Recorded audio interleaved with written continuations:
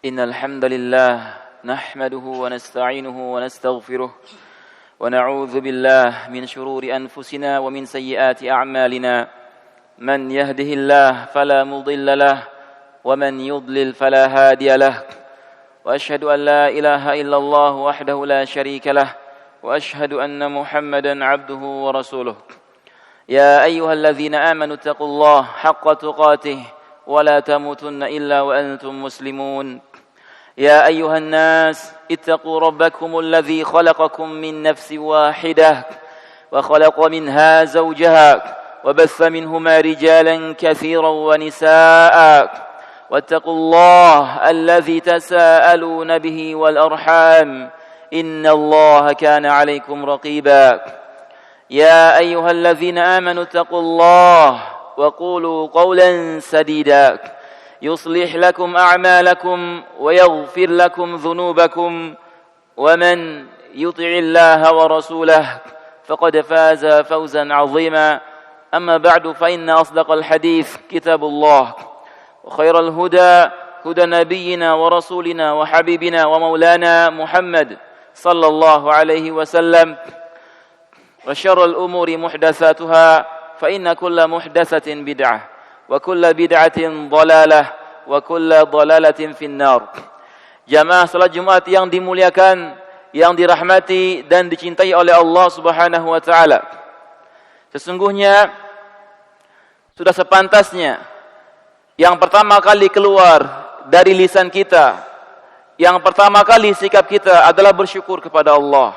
Karena dengan rahmatnya, karunia-Nya, nikmatnya, dijauhkannya kita dari berbagai macam halangan-halangan, penyakit, musibah dan lain sebagainya, kita bisa menghadiri salat Jumat dan duduk di tempat yang mulia ini.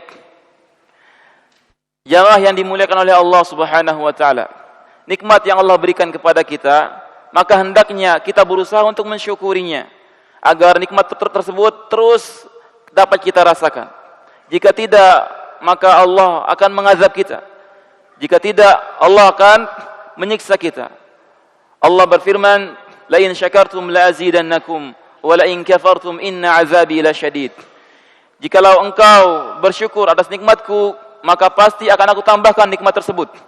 Tapi jika kau kufur, melupakan bahwa nikmat itu dari Allah Subhanahu wa taala, kata Allah, "Inna azabi lasyadid." Sesungguhnya azabku sangatlah pedih.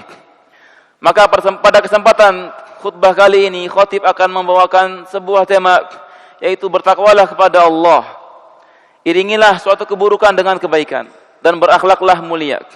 Hadis ini hadis yang diriwayatkan oleh dua orang sahabat yang mulia, yaitu Abu Dzar, Jundub ibni Junadah, kemudian Abu Abdurrahman Muaz ibni Jabal radhiyallahu anhuma.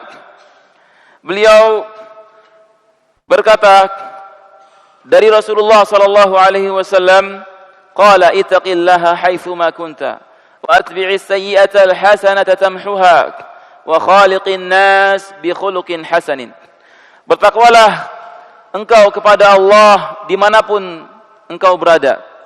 Kemudian iringilah keburukan yang telah kau kerjakan, entah dengan terpelosok, terpeleset, tidak sengaja, lupa, atau dikalahkan oleh hawa nafsu.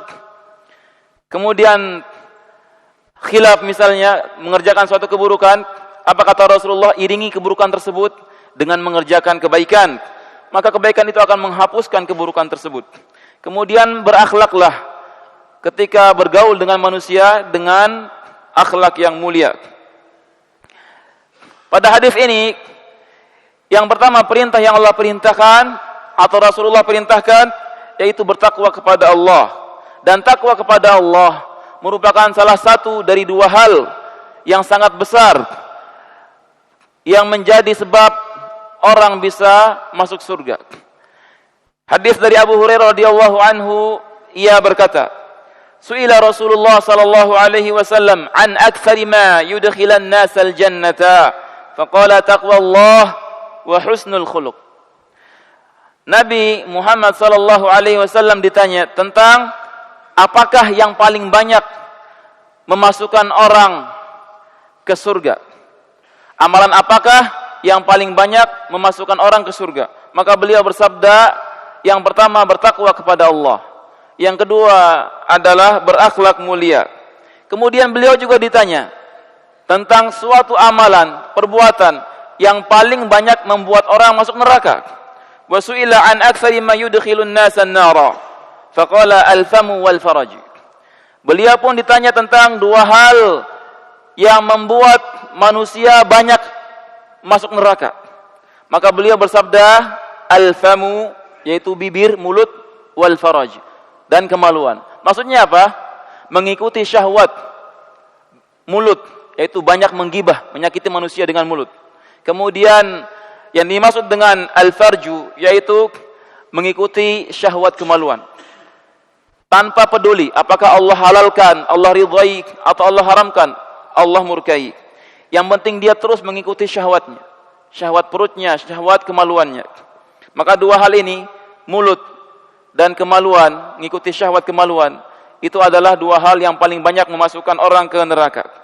Bahkan disebutkan dalam suatu hadis, seseorang yang malamnya terus hidup dengan salat malam, mengerjakan salat malam, siangnya berpuasa, kemudian diadukan kepada Rasulullah tentang orang ini.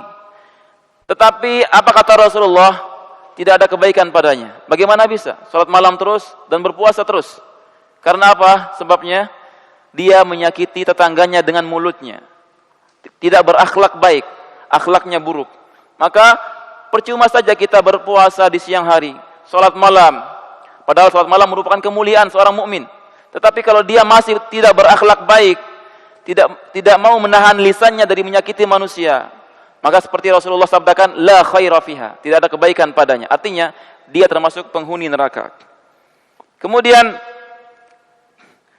Ibnu Rajab menjelaskan, takwa yang sempurna adalah mengerjakan kewajiban-kewajiban, meninggalkan yang Allah haramkan, kemudian setelah itu mengerjakan yang sunnah-sunnah, meninggalkan yang makruh-makruh.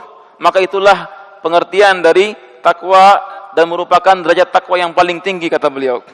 Kemudian Al-Imam Al-Hasan Al-Basri mengatakan tentang takwa, al-muttaqun ittaqau ma hurrima alaihim wa addau ma fturiḍa alaihim. Orang yang bertakwa itu sifat mereka apa?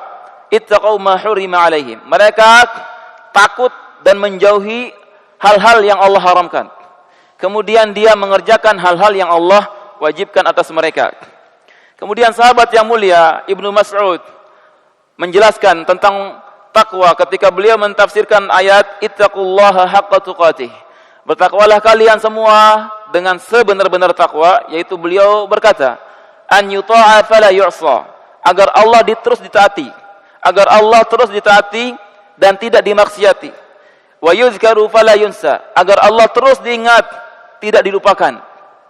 Wa an yushkara fala yukfar, agar Allah itu terus disyukuri nikmat-nikmatnya dan jangan diingkari nikmat Allah Subhanahu wa taala.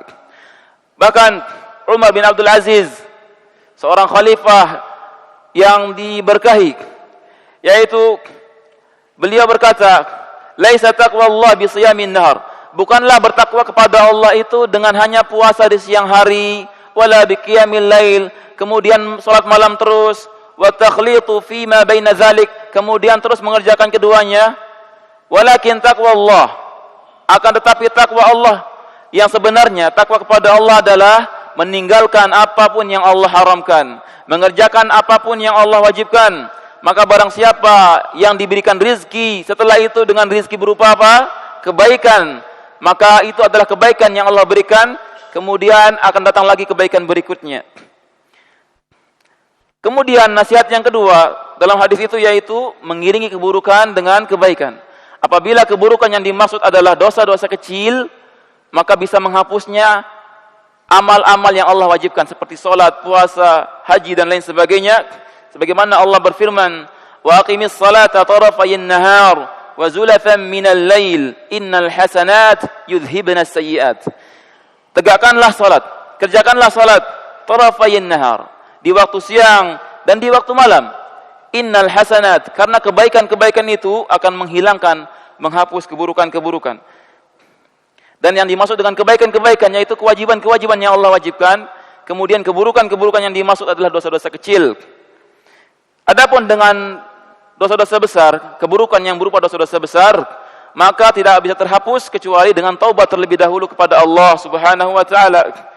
Sebagaimana ketika Allah menyebutkan tentang dosa-dosa besar yang paling besar, syirik. Dosa yang ketika hamba meninggal membawa kesyirikan, tidak akan pernah Allah ampuni.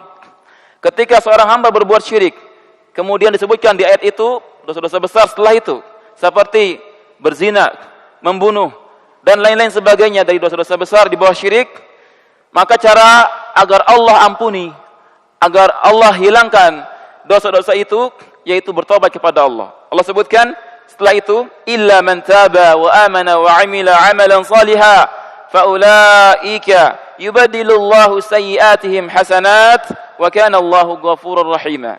Kecuali orang yang bertobat, beriman, mengerjakan amal saleh, maka orang-orang itu akan Allah gantikan keburukan-keburukan yang mereka kerjakan dengan syarat bertobat sebenar-benar tobat, tobat yang jujur, yang benar. Maka Allah ganti keburukan-keburukan yang dia kerjakan semuanya.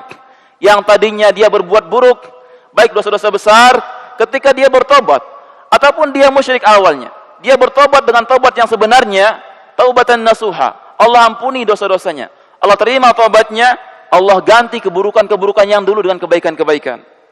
Karena Allah Subhanahu wa taala, wa kana Allahu ghafurur rahima. Karena Allah itu sangat Maha Pengampun dan Maha Penyayang. Kemudian tentang akhlak yang mulia, faedah dari hadis yang Rasulullah sabdakan, yaitu akhlak mulia merupakan sebab kedua dari dua sebab yang sangat besar yang membuat orang bisa masuk surga. Beliau juga bersabda Rasulullah, akmalul mu'minina imanan ahsanuhum khuluqa. Orang mukmin yang paling sempurna imannya bukanlah yang banyak ibadahnya, tetapi apa? Ahsanuhum khuluqa. Kata Rasulullah, yang paling baik akhlaknya. Kemudian Al-Imam Hasan Al-Basri, akhlak yang baik itu adalah al-karam, ramah, al-bazlah, dermawan, wal ihtimal, sabar, menanggung beban atau menahan diri dari keburukan-keburukan yang dikerjakan oleh manusia. Kemudian Al-Imam Ahmad menjelaskan, Imam Ahmad mengatakan akhlak yang mulia itu adalah kamu jangan marah, jangan naik darah. Kemudian engkau menanggung beban, menahan diri dari keburukan-keburukan yang manusia lakukan kepadamu. Aqulu qauli hadza wa astaghfirullah li wa lakum wa lisairil muslimina min kulli dhanbin fastaghfiruh innahu huwal ghafurur rahim.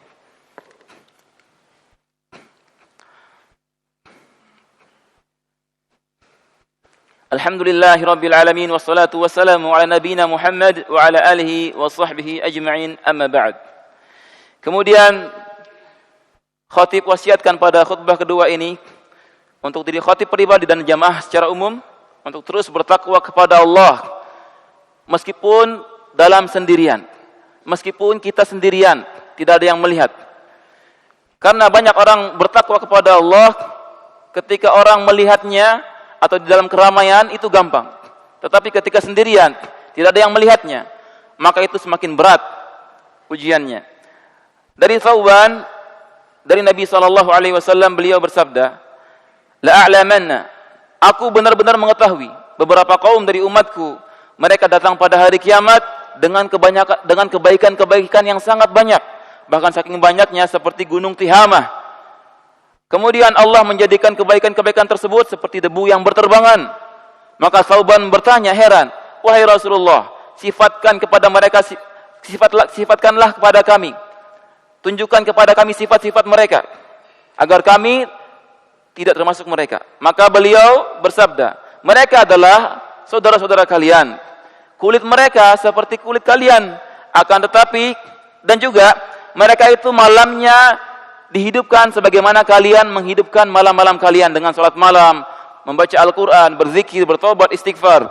Walakinnahum, akan tetapi mereka, aqwamun, beberapa kaum, idza khalau bimaharimillah, kalau mereka bersendirian, sendiri dengan hal-hal yang Allah haramkan, intahakuha, maka mereka pasti akan mengerjakannya dengan sangat cepat. Maka kita berlindung kepada Allah Subhanahu wa taala agar kita tidak termasuk orang-orang yang bertakwa kepada Allah hanya dalam keramaian saja, namun tidak bertakwa kepada Allah ketika sendirian. kita berlindung kepada Allah dan kita meminta kepada Allah agar kita jadikan hamba yang bertakwa dalam segala kondisi dan dalam segala tempat. Semoga Allah Subhanahu wa taala menjadikan kita hamba-hamba yang bertakwa kepada Allah, menjadikan kita hamba-hamba yang berakhlak mulia, menjadikan kita hamba-hamba yang ketika kita khilaf mengerjakan suatu keburukan, Allah ilhamkan kepada kita untuk mengerjakan kebaikan. Kemudian semoga Allah Subhanahu wa taala mewafatkan kita, mencabut nyawa kita dalam keadaan husnul khatimah. Ataupun jika Allah ingin memanjangkan umur kita, agar Allah memanjangkan umur kita, kita dalam keadaan taat kepada Allah Subhanahu wa taala. Allahumma salli ala Muhammad wa ala ali Muhammad kama sallaita ala Ibrahim wa ala ali Ibrahim innaka Hamidum Majid. Allahumma barik ala Muhammad wa ala ali Muhammad kama barakta ala Ibrahim wa ala ali Ibrahim innaka Hamidum Majid. Allahumma ighfir lil muslimina wal muslimat wal mu'minina wal mu'minat al ahya'i minhum wal amwat innaka sami'un qaribun mujibud da'awat. Rabbana لا تزغ قلوبنا بعد إذ هديتنا وهب لنا من لدنك رحمة إنك أنت الوهاب. ربنا هب لنا من أزواجنا وذرياتنا قرة أعين واجعلنا للمتقين إماما. اللهم انصر إخواننا المظلومين المستضعفين في فلسطين وفي كل مكان وفي كل زمان. اللهم ربنا آتنا في الدنيا حسنة وفي الآخرة حسنة وقنا عذاب النار. وصلى الله وسلم على نبينا محمد وعلى آله وصحبه أجمعين وآخر دعوانا أن الحمد لله رب العالمين. أقم الصلاة.